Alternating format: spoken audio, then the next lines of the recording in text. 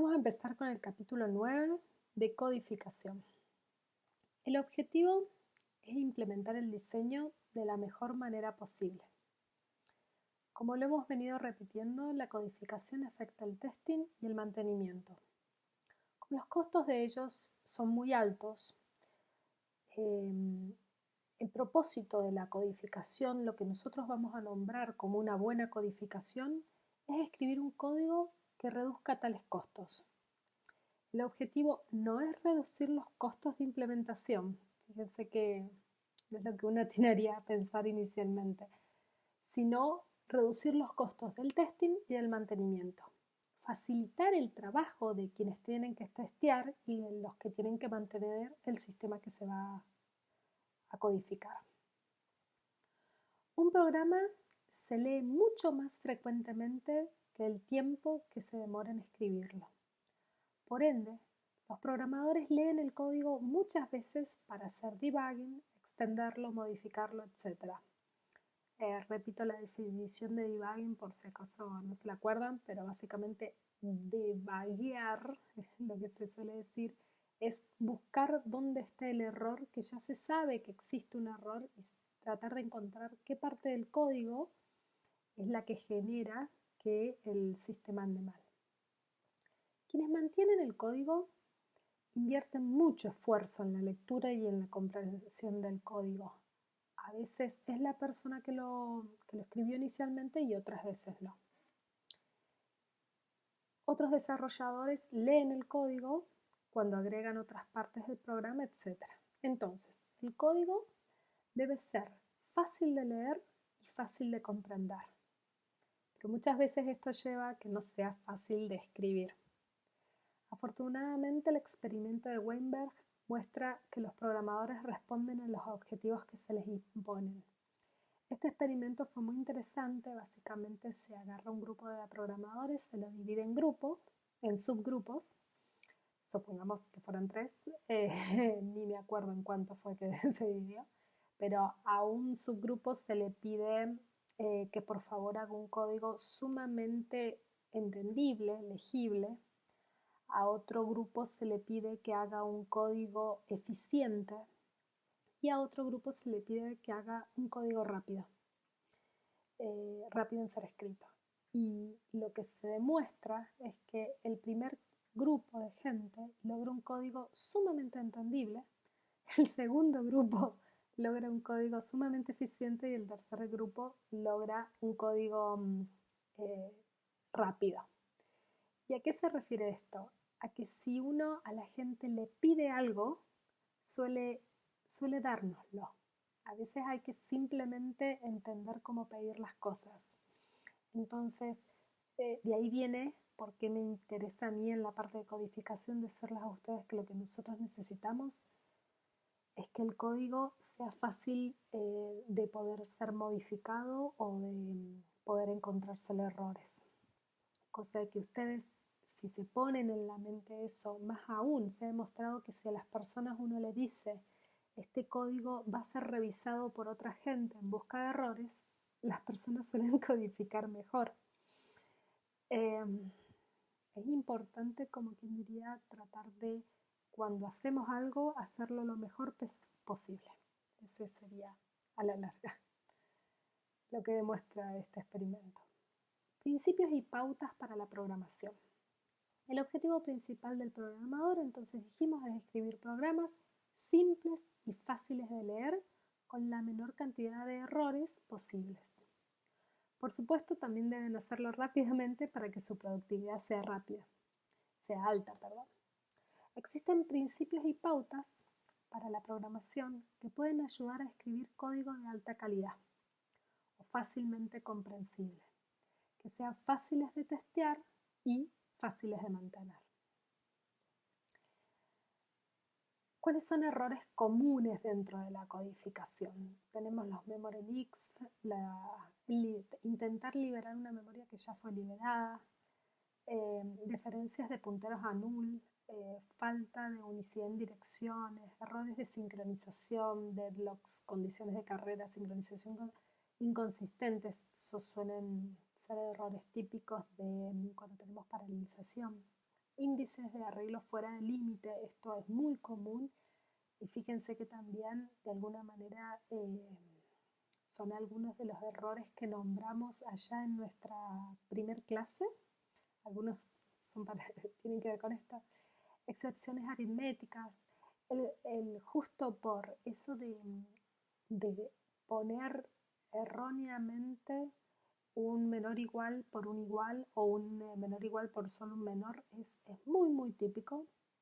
Tipos de datos enumerados, usos ilegales del ampersand en vez o en lugar del doble ampersand, errores de manipulación de string, buffer overflow. Bueno, hay muchos errores de codificación muy conocidos y sin embargo, a pesar de ser muy conocidos, siguen existiendo. A partir de ellos, de encontrarnos con esta cantidad de errores que no dejaban de existir, apareció la programación estructurada. La programación estructurada se inició en los 70s, es decir, en mis épocas, fundamentalmente contra el uso indiscriminado de los constructores de control del GoTo. Por si no los conocen, porque ustedes son toda gente joven, los GoTo lo que hacía es permitía ir y saltar a cualquier otra línea de código. Era un desastre. Hoy ya no es tan permitido. El objetivo entonces de la programación estructurada era simplificar la estructura de los programas de manera que sea más fácil razonar sobre ellos. Hoy es un paradigma muy establecido y es un paradigma muy utilizado. La idea es entender que cualquier programa tiene dos estructuras, la estructura estática y la estructura dinámica. Fíjense qué interesante que a pesar que los programas cambiaron sus lenguajes, etc., esto de las estructuras sigue existiendo. La estructura estática es la cual nos habla del orden de las sentencias en un código, el cual es un orden lineal, el orden con que las escribimos. La estructura dinámica es el orden en el cual las sentencias se ejecutan. Fíjense que no siempre es el mismo. Y entender esas dos estructuras es fundamental a la hora del testing y del debugging. Cada estructura define un orden en las sentencias y la corrección de un programa debe hablar de la estructura dinámica de ese programa.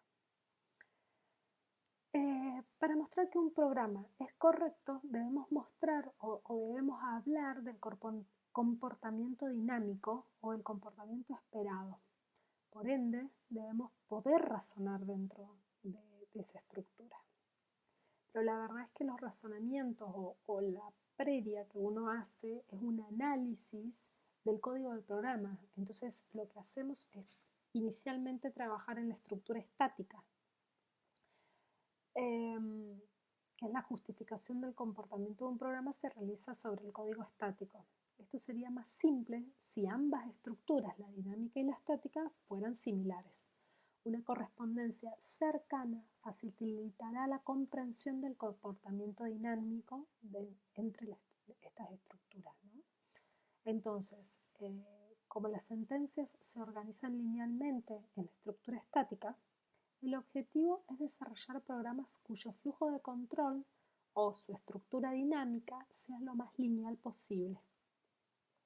Entonces, el objetivo de la programación estructurada es escribir programas cuya estructura dinámica es la misma que la estática.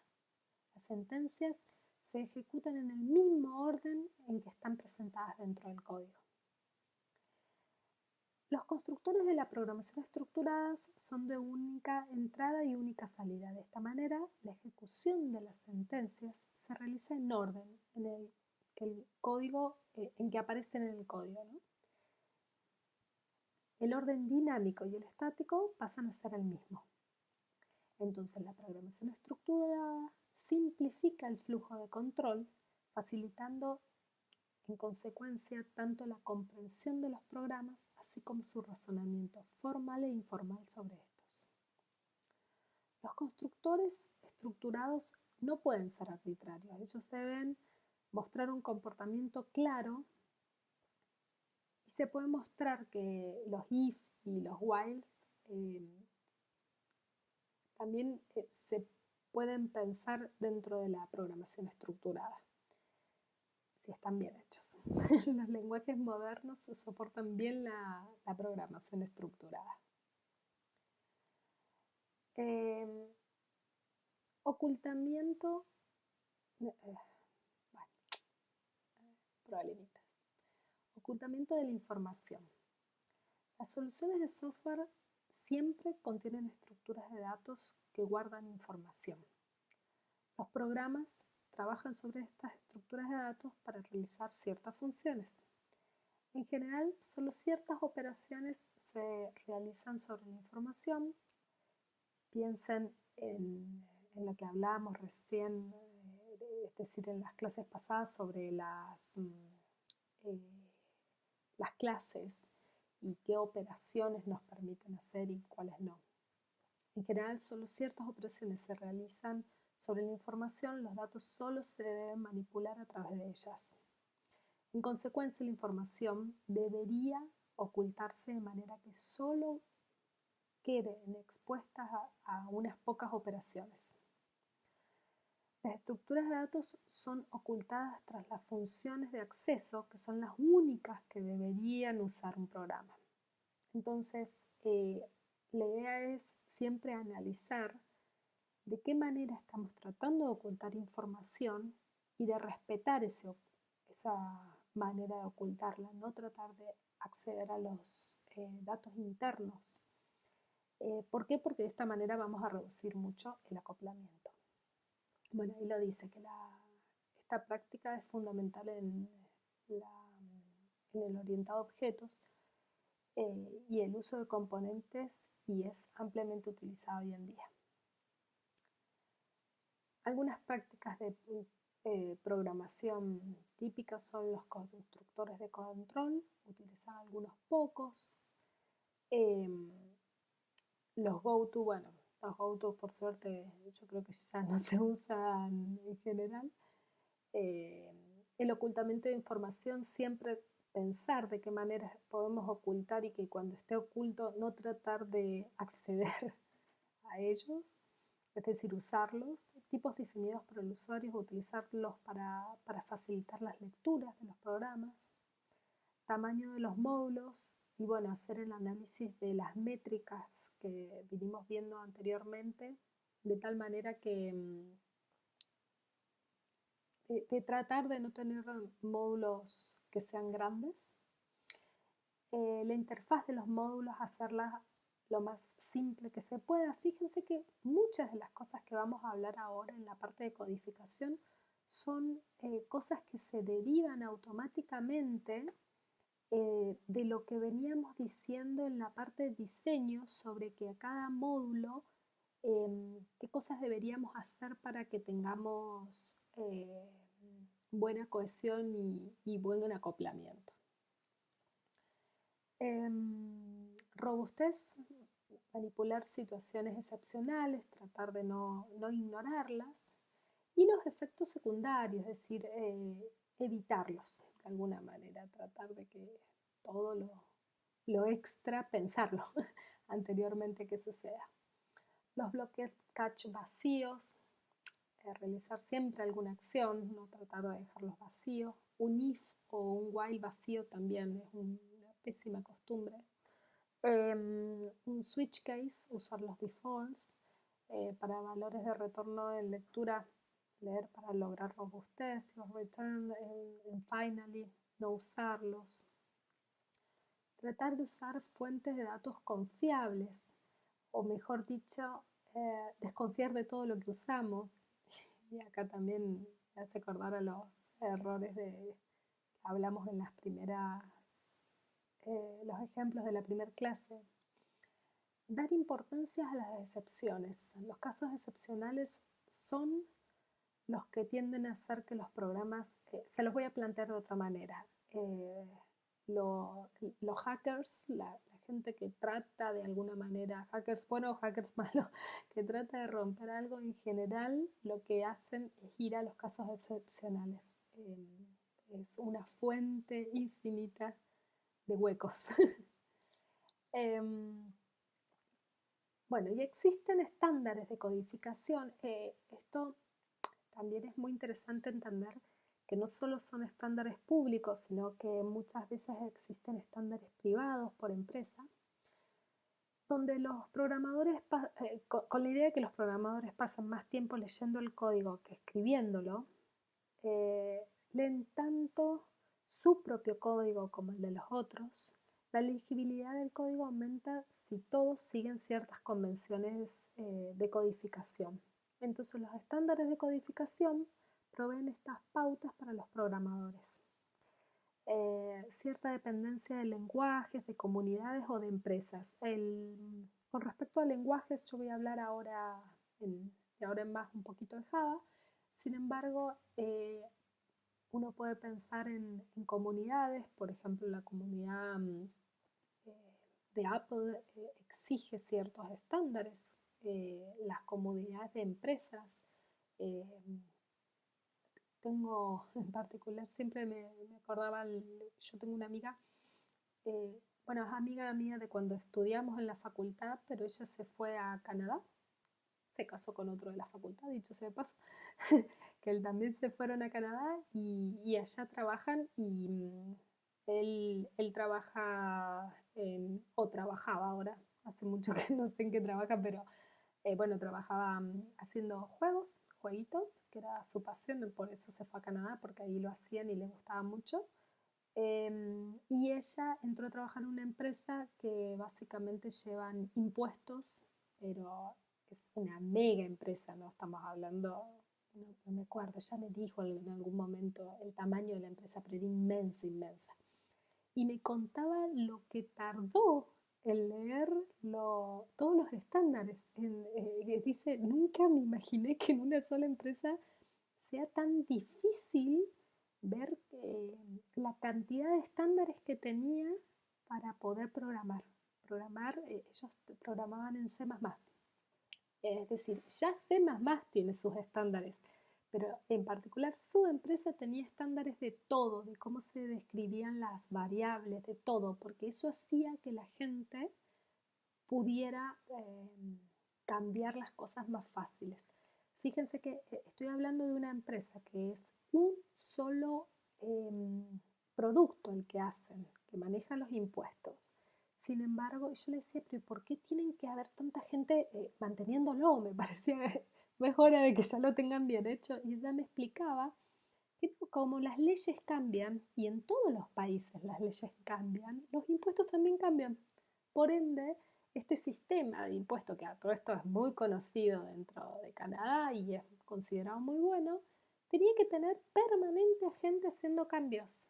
Más aún, ella me explicaba que ciertos cambios eh, eran anuales, todos los años, y ellos sabían y hacían algunos cambios y sabían de decir, bueno, ahora no vamos a hacer este cambio, lo vamos a patear al próximo, donde el próximo release no era dentro de 2, 3 meses, sino tal vez dentro de un año. Decíamos, bueno, para el año que viene vamos a hacer este otro cambio. Es decir, todo se planeaba porque son cosas muy grandes. Eh, bueno, ella estuvo de visita hace unos años y nos vino y nos dio una clase acá en ingeniería, estuvo muy interesante. Eh, este año no, por ahora, no creo que venga. Bien, yendo a los estándares de codificación. Vamos a hablar simplemente de Java porque es un poquito uno de los más comunes. Convención de nombres. Nombres de paquetes. La convención es que sean en minúsculas. Nombres de tipos sustantivos que comiencen con mayúscula. Nombres de variables sustantivos que comienzan con minúscula. Constante, todo con mayúscula. Nombres de métodos, verbos que comienzan con minúscula. Variables y métodos booleanos, especificarlos con un is adelante. Fíjense que muchos de estos, yo sé que ustedes han estado trabajando en Java y me pregunto si realmente siguen todas estas convenciones. Archivos. Las fuentes tienen de extensión .java. Cada archivo contiene solo una clase externa con igual nombre. La longitud de la línea deberían ser de menor a 80 caracteres y si no, continuar debajo y aclarar que se está continuando. Sentencias, inicializar las variables cuando se declaran, declararlas en el scope más pequeño posible. Fíjense que de esto también hemos hablado, eso es como una buena costumbre, pero está como convención dentro del Java. Declarar conjuntamente variables que están relacionadas, declarar separadamente variables no relacionadas. Las variables de clase nunca deben ser públicas. Inicializar las variables de los loops justo antes de ellos. Evitar el uso de break y de continue en los loops. Evitar sentencias ejecutables incondicionales. Evitar uso de do while. Comentarios y layout. Los comentarios de una sola línea para un bloque deben alinearse con el código, con el bloque de código. Debe haber comentarios para todas las variables más importantes describiendo qué representa esa variable. Un bloque de comentario debe comenzar con una línea que contenga solo barra, estrellita y finalizar con una línea que contenga solo estrellita barra. Los comentarios en las mismas líneas que una sentencia deben ser cortos y alejados a la derecha. Fíjense que todo lo que estoy nombrando, o muchas cosas de las que estoy nombrando, no hacen que el código no se compile. Sí compila y ni siquiera salta error. Sin embargo, son cosas de buena costumbre. Y a esos son los estándares. Bueno, hay distintos tipos de procesos de codificación. Nosotros vamos a hablar en particular de 3. La codificación entonces comienza ni bien está disponible la especificación del diseño de los módulos. Usualmente los módulos se asignan a programadores o a grupos de programadores individuales.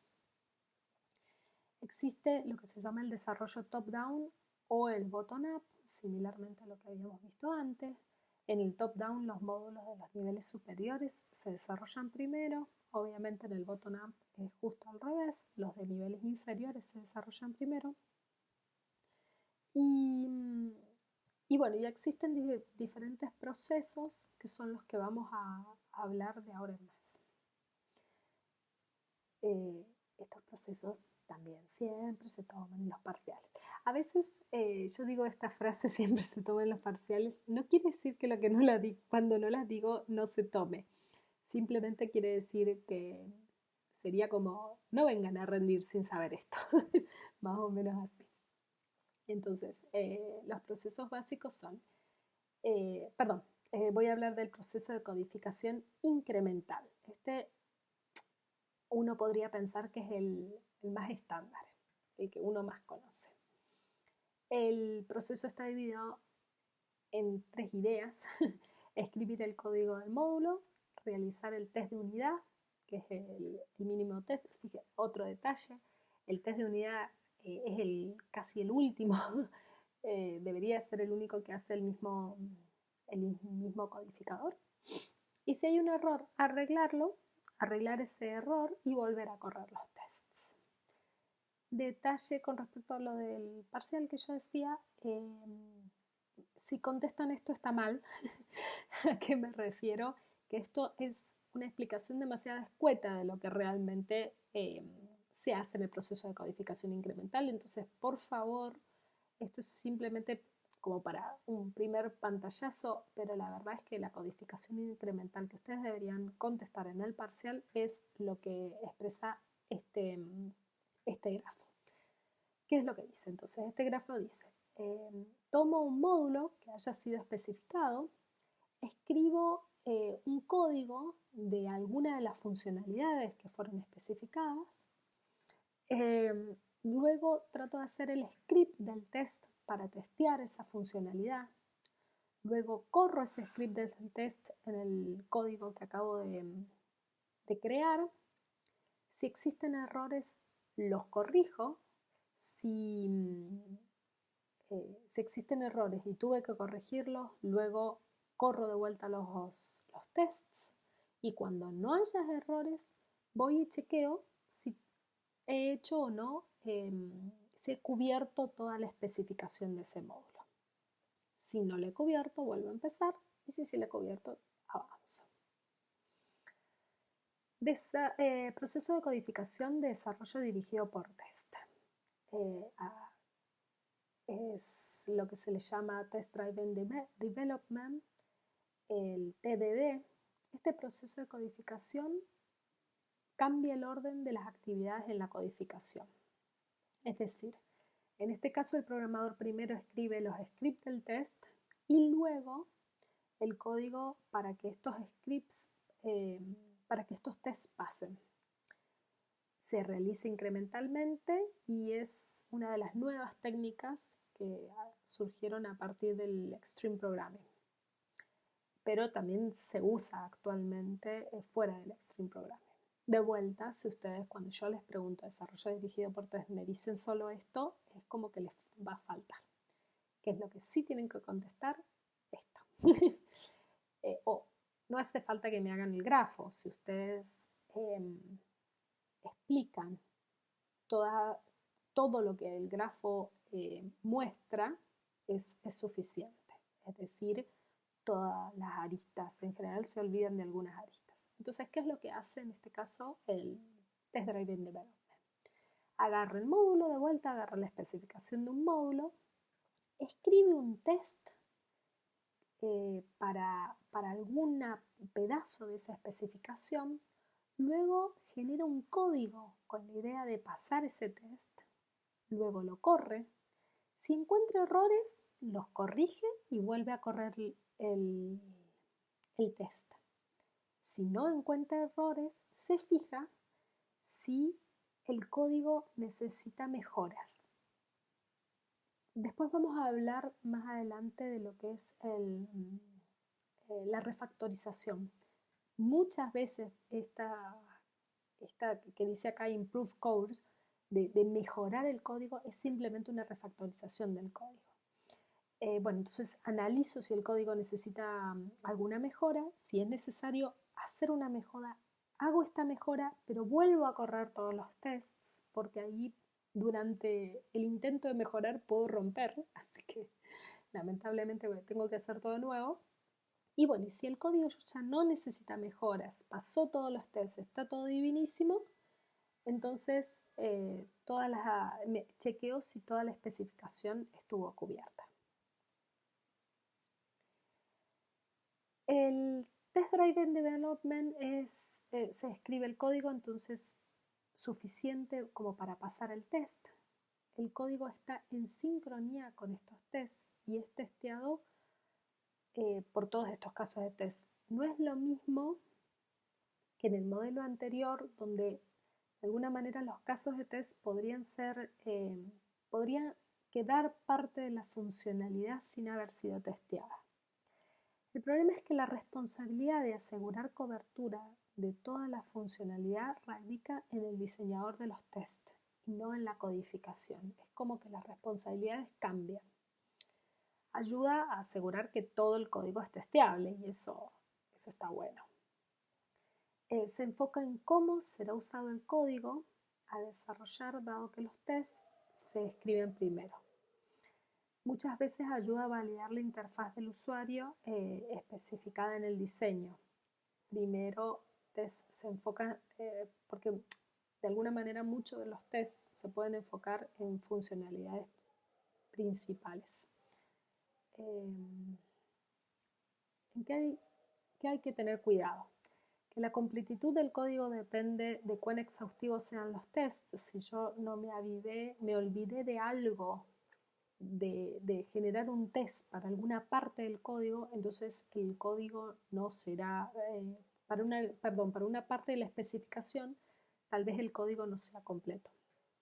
Y por otro lado, el código necesita de lo que les dije, de estas mejoras, que son refactorizaciones, para mejorar el código que posiblemente haya quedado confuso. Entonces, tiene sus pros y sus contras, como quien diría. Por último, la programación de a pares lo que hace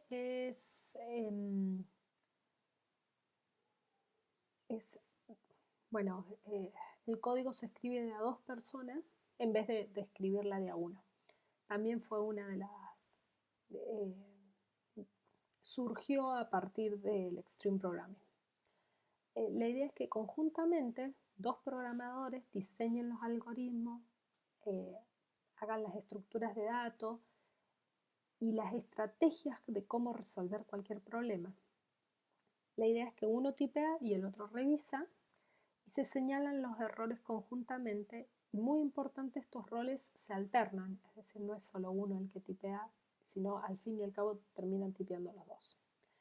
La revisión del código en general es continua. Se suele creer que el diseño de los algoritmos y de toda la lógica del código, al haber sido discutida por dos personas, suele tener sus beneficios. Es más difícil que se escapen las condiciones o errores pequeños, cosas muy particulares, muy chiquititas. Sin embargo, la eficiencia todavía no ha sido muy bien demostrada. Hay quienes creen que hay pérdida de la productividad, otros creen que, por ejemplo, en gente más novata, está muy bueno. Entonces, hay discusiones al respecto. Control del código fuente y de la construcción de lo que se va haciendo. Yo me imagino que ustedes ya vienen haciendo control del código fuente, que de esto ya saben un poquito. El control del código fuente es un paso esencial que los programadores deben realizar. Fíjense que esto en general es para cuando, como venimos diciendo, para programas grandes. Generalmente se usan herramientas, existen muchas herramientas, algunas de ellas me imagino que ustedes ya han usado. Las herramientas consisten en un repositorio, el cual es una estructura de directorio controlada. El repositorio es la fuente oficial para todos los archivos del código. La construcción del sistema se realiza solo con los archivos en el repositorio, es decir, lo ideal es que no haya gente con un montón avanzando por separado. Y las herramientas proveen diversos comandos que varían en su funcionalidad, de los cuales yo voy a hablar muy poquito, porque voy a considerar de que ustedes no solo lo vienen usando, sino que lo van a usar en el proyecto. Bueno, las operaciones básicas son el checkout, el commit y el update, y las herramientas, por suerte, mantienen la historia completa de los cambios y de todas las versiones más viejas que puedan recuperarse. El control del código fuente es una herramienta esencial para la coordinación y el desarrollo de los grandes proyectos, y esto, en general, el control de código fuente no se toma en los parciales porque se toma en el proyecto. Es decir, ya se van a dar cuenta que muchas de las quejas de los profesores son que necesitan ver cuánto ustedes van comiteando o cuántos tickets van cerrando dentro del proyecto. Y si cierran todos los tickets o comitean todo el último día, como lo que se evalúa es el proceso, no es considerado aprobado. Corto acá y seguimos